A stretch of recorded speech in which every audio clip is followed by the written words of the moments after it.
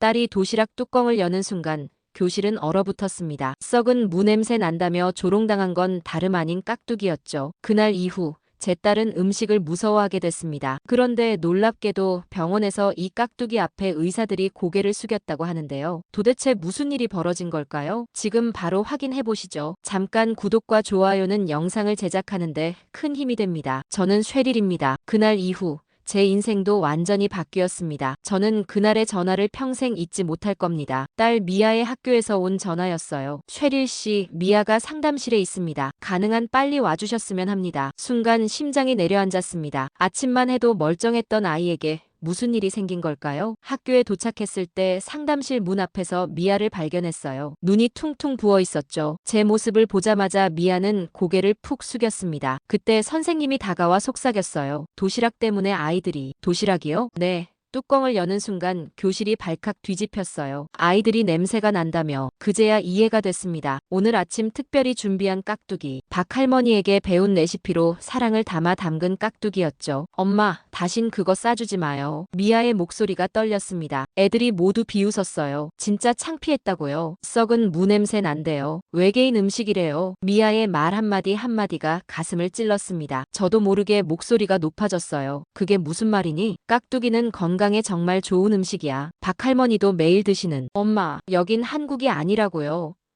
미아가 소리쳤습니다. 복도에 울림이 퍼졌죠. 선생님이 어색하게 웃으며 끼어들었어요. 문화적 차이가 있을 수 있어요. 아이들이 익숙하지 않은 냄새에 민감하게 반응한 것 같네요. 그 말에 화가 치밀었습니다. 그럼 피자 냄새는 괜찮고 깍두기 냄새는 안 된다는 건가요? 이건 차별이에요. 선생님은 당황한 표정으로 말을 이었습니다. 그렇게 보실 수도 있겠네요. 하지만 아이들 사이에서는 미아가 제 손을 잡아당겼어요. 엄마, 제발 가요. 더 창피하게 하지 말고. 집으로 돌아오는 길.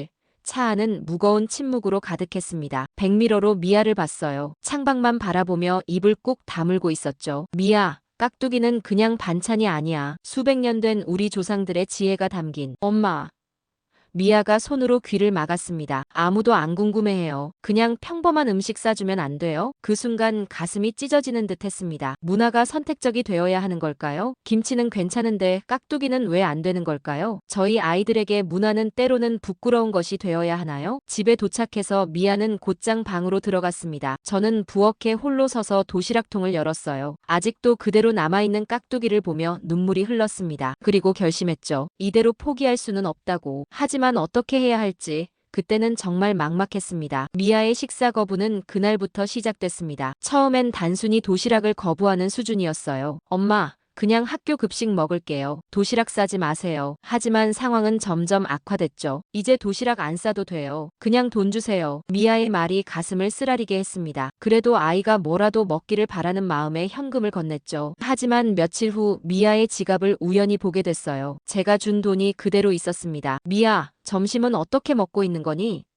조심스레 물었죠. 그냥 안 먹어요. 별로 배고프지 않아서요. 미아의 대답이 담담했습니다. 그 말을 듣고 식탁에 앉아 미아를 관찰하기 시작했어요. 샌드위치를 한 입 베어 물고는 나머지를 휴지에 싸서 버렸죠. 크래커 한 조각 먹고 나머지는 손가락으로 부수기만 했어요. 심지어 좋아하던 시리얼도 우유에 적셔놓고 건드리지 않았습니다. 미아, 무슨 일 있니? 왜 음식을 안 먹는 거야? 걱정이 목소리에 묻어났어요. 미아는 어깨를 으쓱했죠. 그냥요. 배고프지 않아서요. 하지만 저는 알았습니다. 미아의 얼굴이 점점 야위어가고 있다는 것을, 교복이 헐렁해졌다는 것을, 제 딸이 무언가에 깊이 상처받았다는 것을. 일주일이 지났을 때였어요. 학교에서 또다시 전화가 왔습니다. 쉐릴 씨, 미아가 체육 시간에 쓰러졌습니다. 지금 보건실에 있어요. 심장이 멎는 느낌이었어요. 차 키를 잡는 손이 떨렸죠. 학교에 도착했을 때 보건교사와 의사가 기다리고 있었습니다. 식사를 제대로 하고 있나요? 의사가 물었어요. 최근에 식욕이 줄었지만 말을 이으려는 순간 미아가 외쳤습니다. 먹기 싫어서 안 먹은 거예요. 억지로 먹으면 토할 것 같다고요. 의사는 저를 한쪽으로 데려갔어요. 거식증 초기 징후가 보입니다. 체중이 급격히 감소했고 탈수 증세도 있어요. 즉시 조치가 필요합니다. 그 말을 듣는 순간 무릎이 꺾이는 듯 했어요. 제 딸이 도시락 사건 이후로 음식에 대한 공포를 갖게 된 겁니다. 단순한 따돌림이 아닌 깊은 트라우마가 생긴 거죠. 집으로 돌아오는 길 미아에게 물었습니다. 정말 음식이 무서워졌니? 미아는 오랫동안 침묵하다 작은 목소리로 말했어요. 애들이 제가 먹는 걸 볼 때마다 이상한 눈으로 쳐다봐요. 뭘 먹든 냄새 날 것 같다고 수군거려요. 차라리 안 먹는 게 나아요. 그 순간 분노가 치밀었습니다. 건강한 집밥을 먹는 아이가 왜 따돌림을 당해야 하나요? 우리 사회는 언제까지 익숙한 음식만 허용할 건가요? 미아의 손을 꼭 잡았어요. 함께 이겨내자. 네가 다시 행복하게 먹을 수 있도록 엄마가 도울게. 하지만 미아의 눈빛은 이미 꺼져 있었습니다. 그 모습을 보며 가슴이 무너져 내렸죠. 이대로는 안 된다는 생각이 강하게 들었어요. 뭔가 대책이 필요했습니다. 그날 밤 또 다른 전화가 걸려왔습니다. 제가 홈케어로 돌보던 한국인 박정순 할머니가 복통으로 응급실에 실려갔다는 소식이었어요. 새벽 2시 병원 응급실로 달려갔죠. 할머니 괜찮으세요? 병실에 들어서자 얼굴이 파리해진 박할머니가 희미하게 웃으셨습니다. 쉐리, 도와줘서 고마워. 할머니의 목소리가 떨렸어요. 며칠째 밥이 안 넘어갔어. 아들놈이 깍두기 하나 없이 스파게티만 잔뜩 두고 갔어. 그 말을 듣는 순간 미아의 도시락 사건이 떠올랐습니다. 깍두기. 이렇게 중요한 음식이었나요? 할머니, 깍두기가 그렇게 중요한가요? 조심스레 물었죠. 박할머니는 눈을 지그시 감으셨어요. 내가 한국에서 80년을 살았는데 하루라도 발효 음식 없이는 못 살았어. 특히 깍두기는 내 몸의 일부 같은 거야. 의사가 검사 결과를 들고 들어왔습니다. 장내 유익균이 거의 사라졌습니다. 소화 시스템이 완전히 망가져가고 있어요. 혹시 평소 드시던 발효식품이 있었나요? 망설임 없이 대답했어요. 깍두기요. 매일 드셨어요. 의사는 고개를 끄덕이며 말했습니다. 그게 원인이자 해답입니다. 장 건강 유지에 필요한 유산균은 발효 김치류가 핵심이거든요. 갑자기 식단이 바뀌면서 장내 미생물 균형이 완전히 무너진 거죠. 놀라움을 감출 수 없었어요. 제가 미아에게 싸주던 깍두기가 단순한 반찬이 아니었던 거죠. 박할머니의 생명과 직결된 건강식이었습니다. 이런 상황이 한국인들에게 자주 발생하나요? 의사에게 물었어요. 이민 온 한국인 중 식단이 급격히 서구화되면 장 건강이 무너지는 케이스가 꽤 있어요. 우리 병원에서만 지난 6개월간 3건 있었습니다. 박할머니가 힘없이 웃으며 말씀하셨어요. 깍두기 말이에요. 조선 궁중에서 물을 깍둑썰기해 담근 반찬이었어요. 궁중 음식으로 시작했는데 백성들 사이에서도 퍼져 한국인의 밥상에 빠지지 않는 음식이 되었지요. 눈물이 핑 돌았습니다. 자신이 싸줬던 깍두기가 이렇게 깊은 역사와 과학을 품고 있을 줄은 몰랐어요. 저희 딸 미아가 학교에서 깍두기 냄새 때문에 놀림을 받았어요. 그 뒤로 거식증 초기 증상까지 보여요. 제 말에 박할머니는 놀란 표정을 지으셨습니다. 우리 음식을 부끄러워하면 안 돼. 이건 수천 년 이어져 온 조상들의 지혜야. 서양 약보다 효과 좋은 경우도 많지. 의사가 고개를 끄덕였어요. 실제로 최근 연구들은 한국의 발효식품이 현대 항생제보다 장 건강에 더 효과적일 수 있다고 보고하고 있습니다. 병실을 나오며 생각했습니다. 수백 년 된 발효 음식이 미국 병원의 항생제보다 효과적이라면 왜 우린 이 지혜를 외면해 왔을까요? 그리고 어떻게 하면 미아가 자신의 문화를 다시 받아들일 수 있을까요? 박할머니의 병실을 나오며 결심했습니다. 미아가 다시 먹게 하려면 냄새를 줄여야 해. 그날 밤부터 레시피 실험을 시작했어요. 주방 테이블은 제 연구실이 됐죠. 첫 번째 시도는 실패였습니다. 물을 데치자 아삭함이 사라졌어요. 두 번째 시도에서는 마늘 양을 줄였더니 맛이 밋밋해졌죠. 세 번째는 생강을 뺐더니 깍두기 특유의 향이 사라졌어요. 밤마다 실험을 거듭했습니다. 미아는 제 모습을 의아하게 바라봤죠. 엄마, 뭐 하는 거예요? 비밀이야. 웃으며 대답했어요. 아직 실패를 보여주고 싶지 않았거든요. 10번째 시도에서 무언가 변화가 생겼습니다. 물을 얇게 썰어 살짝 소금에 절인 후 생강과 마늘은 갈아서 면보에 싸즘만 짜 넣었어요. 그리고 박할머니에게 배운 비법. 배즙을 한 스푼 넣었죠. 발효 과정도 조절했습니다. 온도와 습도를 철저히 관리하며 유산균은 살리되 강한 냄새가 나지 않도록 했어요. 식품공학을 전공했던 대학 시절 지식이 드디어 빛을 발하는 순간이었죠. 15번째 시도. 드디어 성공했습니다. 뚜껑을 열었을 때 강한 냄새가 확 풍기지 않았어요. 하지만 맛은 여전히 깊고 풍부했죠. 미세한 산미와 알싸한 맛. 아삭한 식감까지 그대로였습니다. 미아에게 보여주기 전에 박할머니에게 가져갔어요. 퇴원한 할머니는 의심스러운 눈빛으로 한 조각을 집어드셨죠. 어머나, 박할머니의 눈이 커졌습니다. 이게 어떻게 가능해? 맛은 완벽한데 냄새가 거의 안 나네. 할머니의 반응에 자신감이 생겼어요. 유산균은 그대로 살아있을까요? 당연하지. 발효 과정이 완벽해. 이건 혁명이야.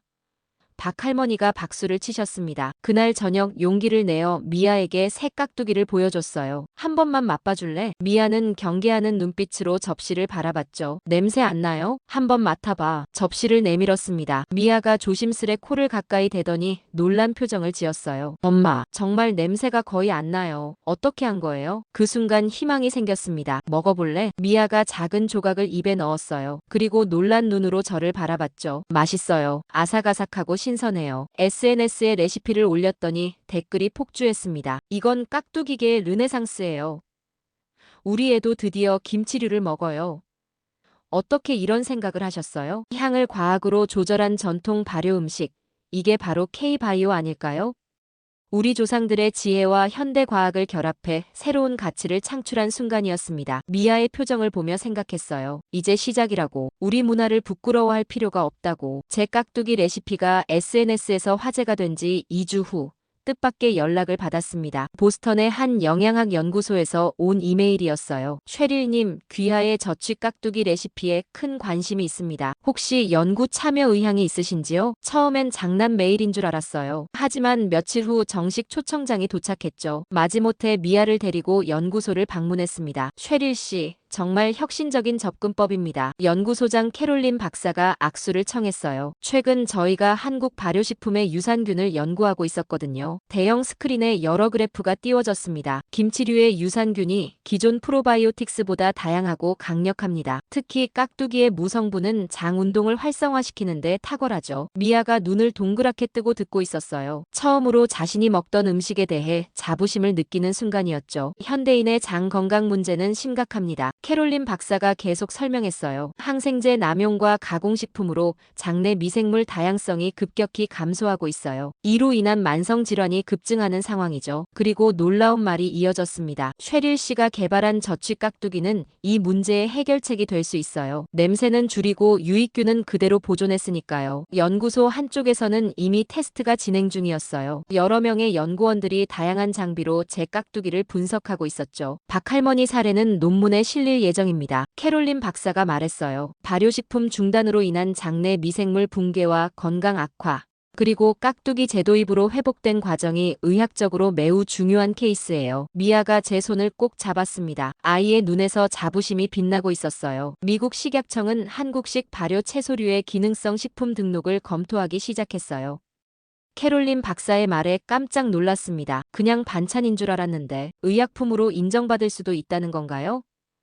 제 질문에 박사는 웃으며 고개를 끄덕였어요. 한국인들은 수천 년간 알고 있었던 사실을 서구 의학이 이제야 발견하고 있는 거죠. 음식이 곧 약이라는 사실을요. 연구소를 나오며 미아에게 물었습니다. 어땠어? 미아는 한동안 생각에 잠겼다가 말했어요. 엄마, 우리가 먹던 깍두기가 정말 대단한 거였네요. 제가 부끄러워했던 게 부끄러워요. 그 말을 듣는 순간 가슴이 뭉클했습니다. 이제 깍두기는 반찬이 아니라 약인가요? 아니, 어쩌면 그보다 더 중요한 것인지도 모릅니다. 우리의 정체성, 자부심, 그리고 건강을 지켜주는 문화적 유산이죠. 미아와 손을 잡고 걸으며 생각했어요. 이제 깍두기를 학교에 다시 가져갈 수 있을까? 그리고 더 중요한 질문. 미아가 자신의 뿌리를 자랑스럽게 여길 수 있을까? 다음 날 아침 용기를 내어 미아에게 물었습니다. 새로 만든 깍두기 도시락에 넣어볼까? 미아는 망설였어요. 애들이 또 놀리면 어떡해요? 내가 먼저 맛있게 먹으면 애들도 궁금해할지 몰라. 희망을 담아 대답했습니다. 미아는 한참 고민하다가 고개를 끄덕였어요. 좋아요, 한번 해볼게요. 저취 깍두기를 예쁜 용기에 담아 도시락 구석에 넣었습니다. 그날 하루 종일 불안했어요. 혹시 또 울면서 돌아오지는 않을까 걱정됐죠. 오후 3시 현관문이 열렸습니다.